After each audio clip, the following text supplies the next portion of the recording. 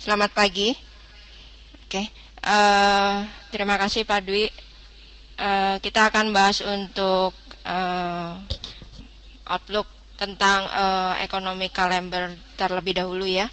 Ya, tadi sudah dijelaskan oleh Pak Dwi, ada beberapa memang yang menjadi trigger untuk pergerakan market di hari kemarin.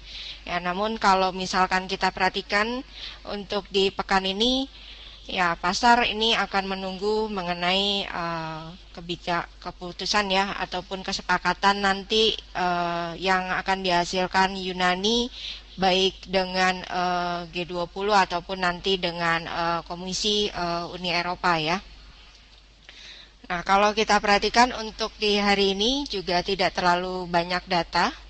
Ya, kemudian ada bank holiday juga di hari ini ya untuk di Jepang. Ya, kemudian untuk overall hanya ada nanti data mengenai meeting dari Komisi Uni Eropa itu sendiri dan juga nanti jam 22.30 itu adalah mengenai crude oil inventories ya. Nah, kalau kita melihat untuk market ini sedang membicarakan mengenai Yunani ya. Jadi kalau kita perhatikan di sini kalau kita lihat dari hari kemarin bursa saham Eropa ini sedikit agak menguat dengan adanya rumor terjadinya kompromi ataupun kesepakatan mengenai hutang Yunani ya.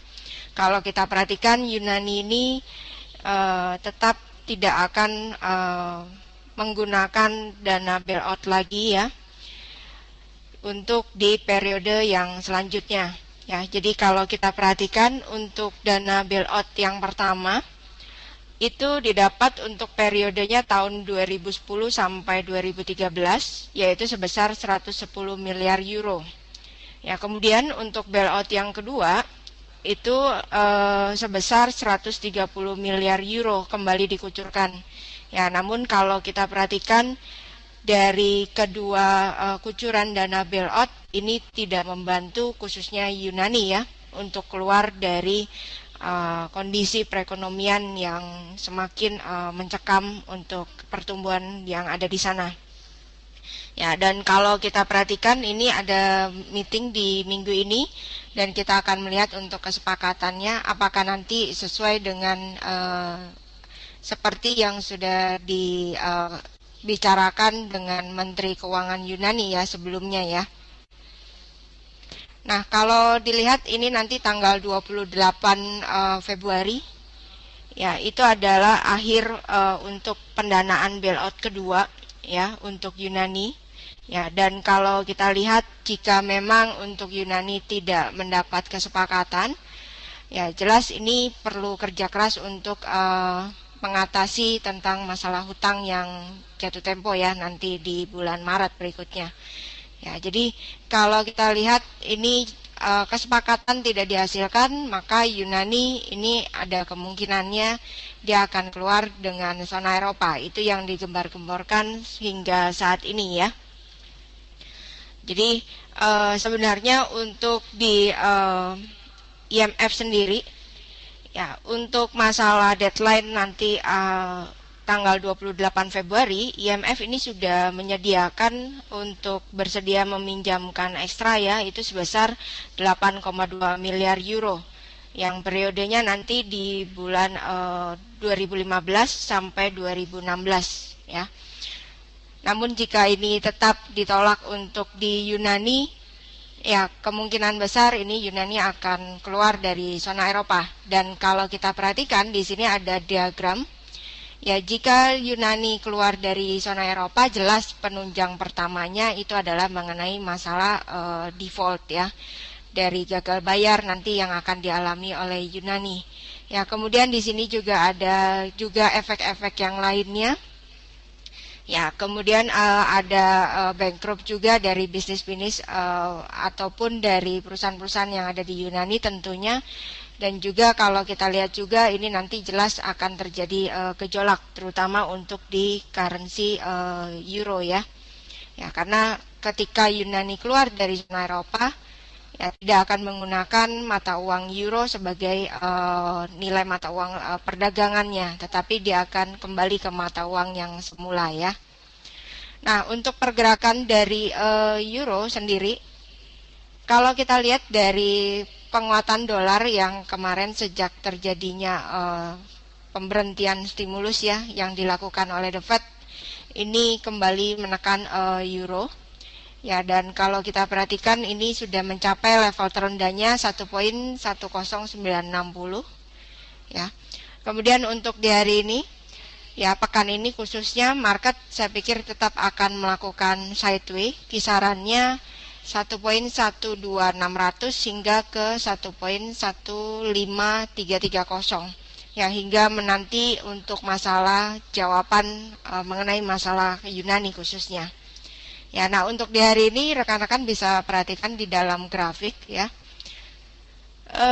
Hampir beberapa kali ini sudah menguji untuk level support ya, 1.12600 ini menjadi kunci utamanya. Ya, jika hari ini nanti untuk euro tidak berhasil untuk menembus dari support area tersebut, jelas euro akan kembali ke sideway-nya, tes dari menguji resisten yang selanjutnya kembali.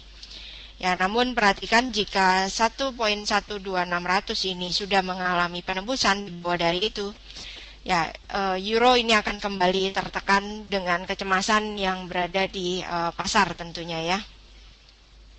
Kemudian untuk di Australia dollar, ya kemarin juga sudah dirilis data, kemudian di hari ini juga ada home loan juga yang dirilisnya positif ya. Kalau kita lihat dari pergerakan dari Aussie, ini ada support yang menjadi kuncinya, kurang lebih areanya 0.77300 ya, selama tidak mengalami penembusan di bawah dari 0.77300, Aussie jelas ini akan kembali lagi ke area sideway seperti 2 hari sebelumnya di pekan ini ya. Resisten kunci itu areanya 0.78770. Ini adalah kuncinya.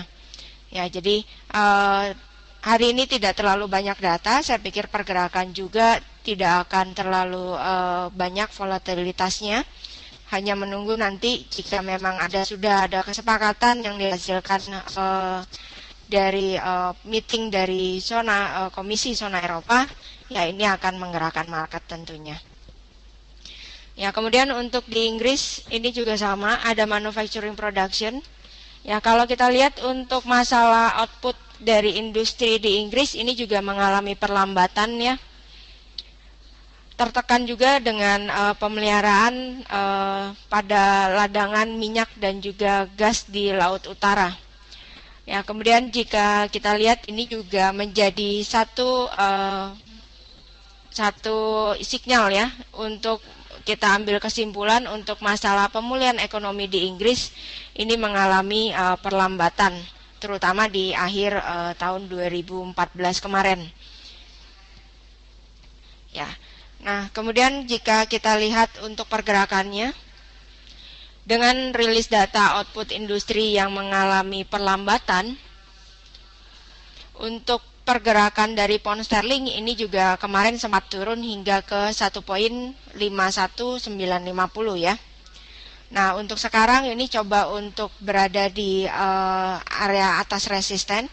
Ya, jadi kalau kita perhatikan, yang di blok berwarna abu-abu ini adalah menjadi kunci untuk pergerakan di pound sterling di hari ini. Ya, selama untuk pound sterling belum dapat keluar ataupun dilakukan penembusan area yang diarsir berwarna abu-abu, jelas pound sterling ini akan melakukan sideway ya. 1.52750 itu sebagai resistennya, dan juga untuk support kuncinya 1.51950. Nah, kemudian ini untuk di Cina. Ya, jika dilihat di hari kemarin ini ada data mengenai Production Price Index dan juga untuk masalah Consumer Price Index ya. Kalau kita perhatikan ini ada mengalami sedikit penurunan ya.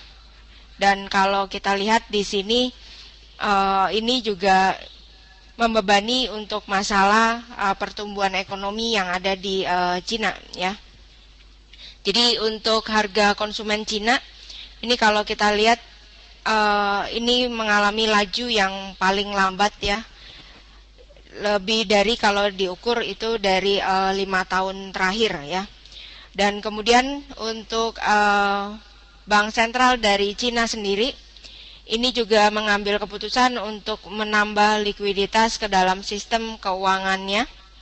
Ya, jadi kalau dilihat PBOC sendiri sudah menambahkan 45 miliar yuan atau kurang lebih setara dengan 7,2 miliar dolar ke pasar uang yang ada di Cina ya. Jadi kalau kita perhatikan ini adalah periode suntikan likuiditas terpanjang ya, sudah hampir 7 pekan berturut-turut kalau kita perhatikan ya. Ini jika kita hitung itu sejak bulan Juli tahun kemarin ya, itu untuk dilakukannya.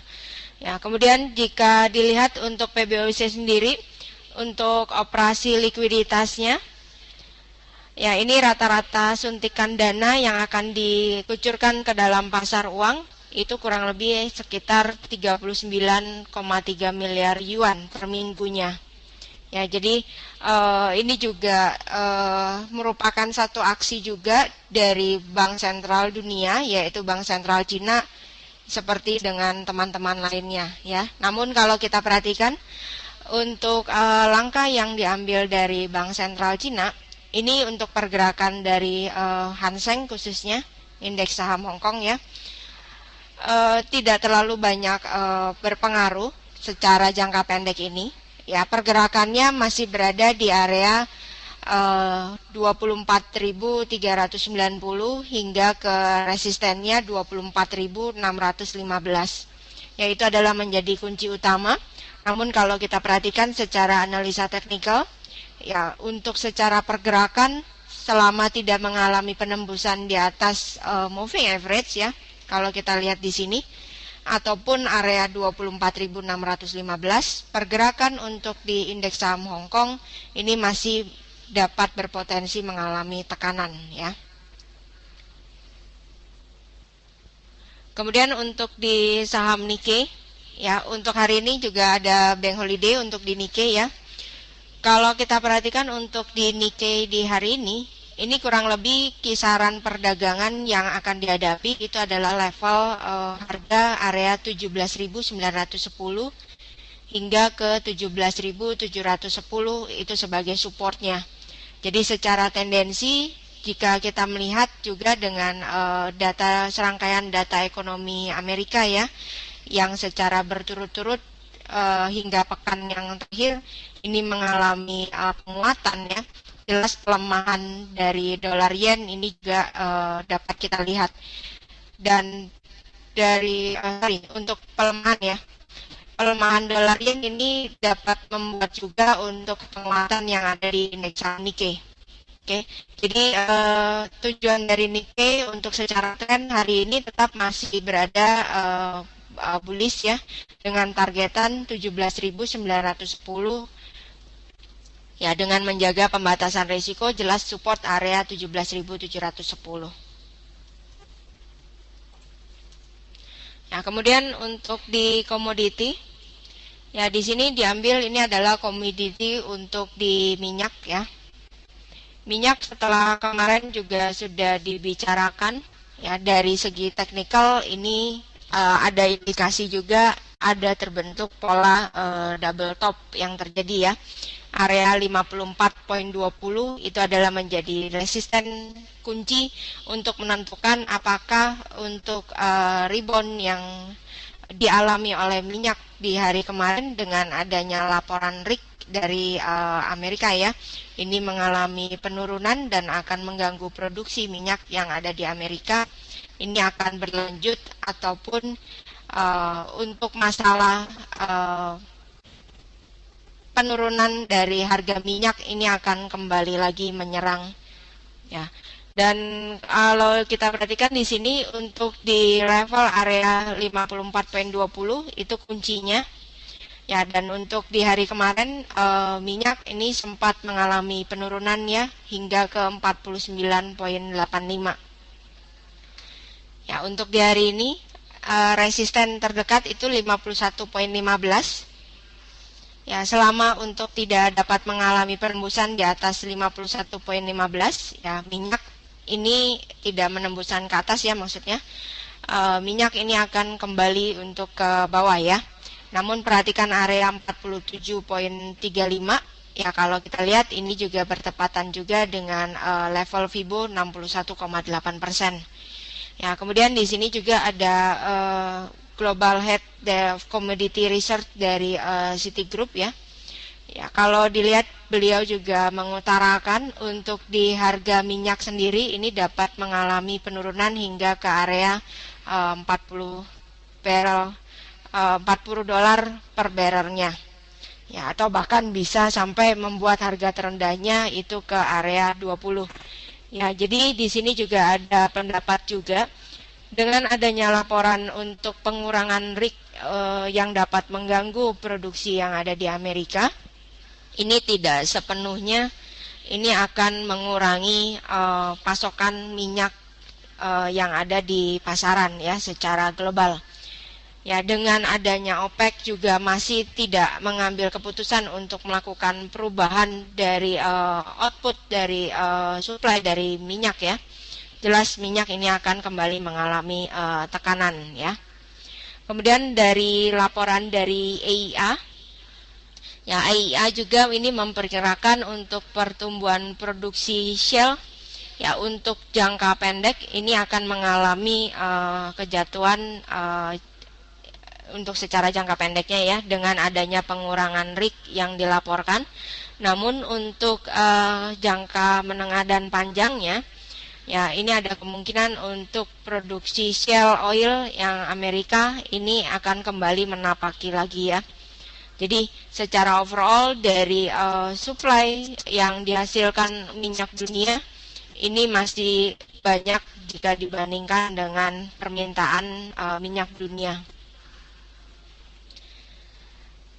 Oke, kemudian di OPEC juga di sini untuk permintaan minyak di tahun 2015 ini ada sedikit kenaikan menjadi 29,2 juta barrel. Ya, ini juga dengan perhitungan dengan perkiraan untuk pertumbuhan pasokan yang ada di Amerika ini mengalami penurunan. Jadi hal itu sedikit kemarin juga mengalami kenaikan untuk di harga minyak dunia ya.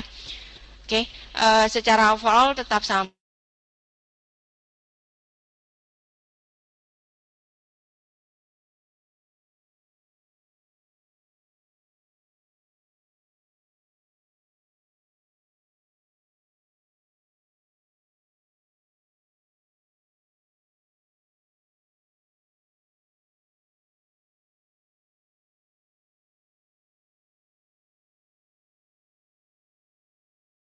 Diperkirakan ya. Ini untuk permintaan emas ini kembali drop turun ya. Kemudian jika kita lihat dari indikator yang terjadi di RSI ini juga mengalami downtrend, ini terlihat di dalam indikator RSI tersebut ya. Nah, untuk pergerakan dari emas, rekan-rekan bisa menambahkan di sini adalah bearish channel ya. Saya pikir pergerakan untuk di emas ini tetap akan dipantau dalam bearish channel yang dibentuk ya. Untuk di hari ini 1245,80 itu adalah menjadi kunci resistennya. Ya, untuk pergerakan dari emas sendiri ya dengan memperhatikan dari indikator juga ya.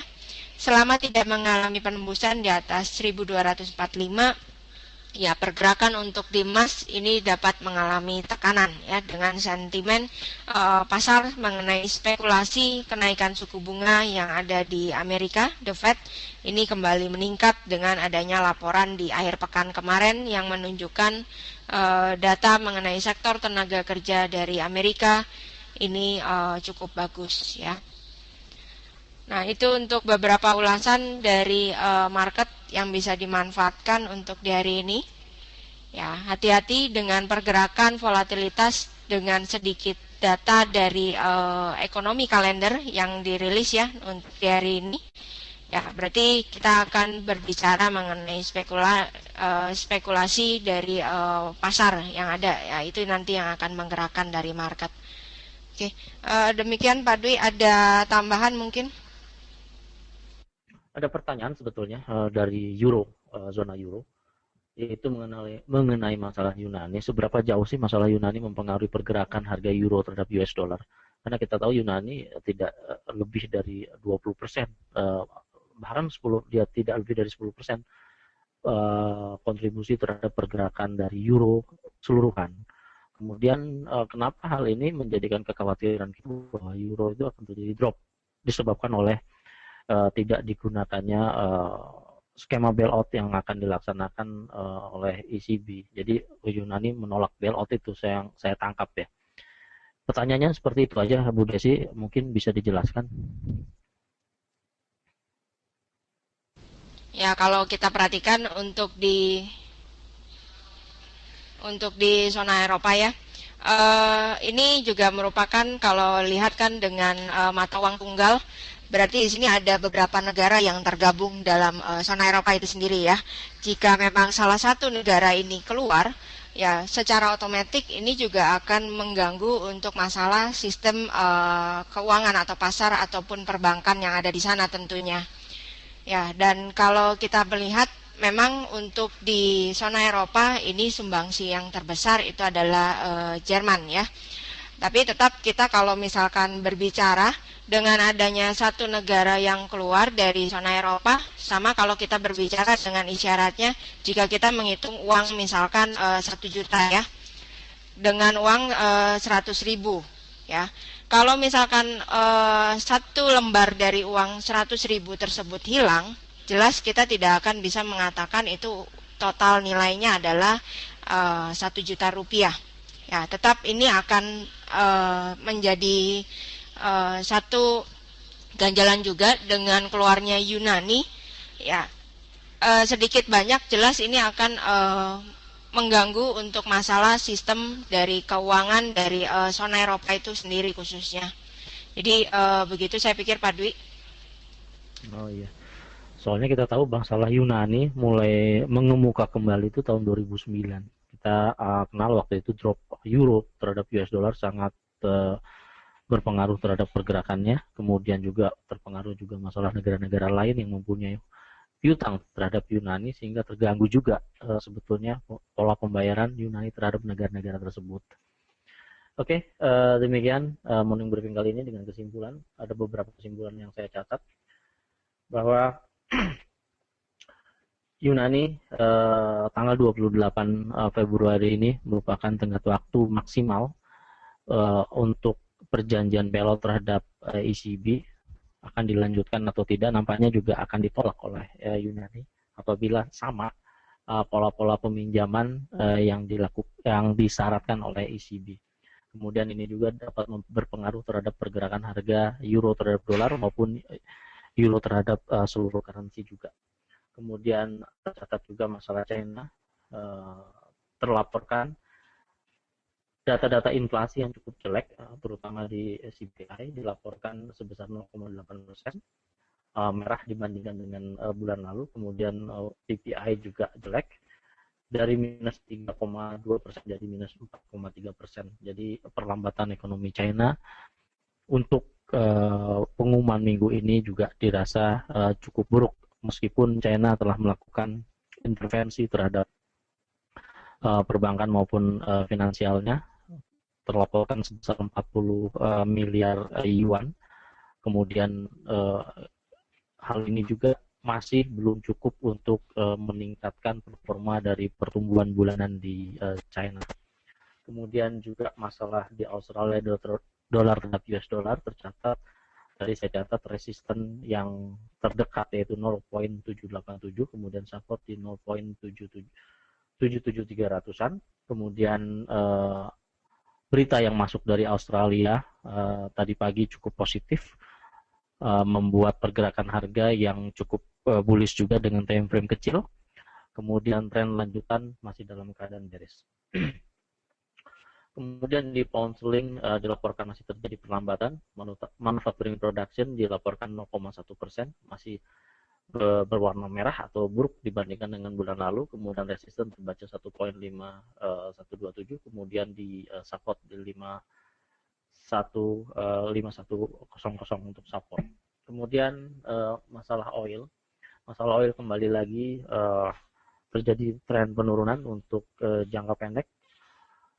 Tercatat juga resisten di 51.15, kemudian di support di 49.05. Kemudian perkiraan dari Citigroup memberikan range antara $40 per barrel hingga ke $20 per barrel. Kemudian dari Nikkei masih dalam keadaan up.